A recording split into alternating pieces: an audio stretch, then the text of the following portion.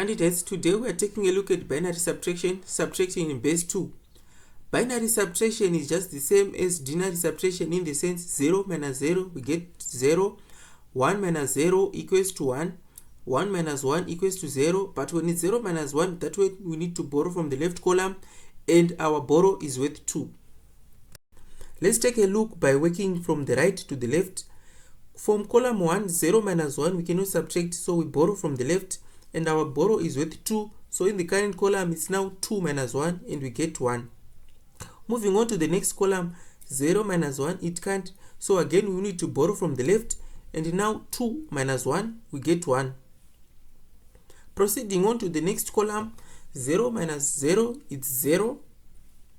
Then we proceed to the next column, 0 minus 1.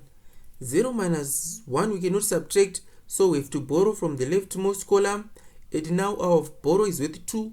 2 minus 1, we get 1. For our last column, 0 minus 0, we get 0.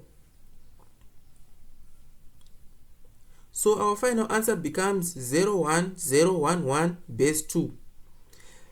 Take a note, borrowing in binary, when you borrow 1 from the left, it becomes 2 in the current position, just like borrowing 10 in denary.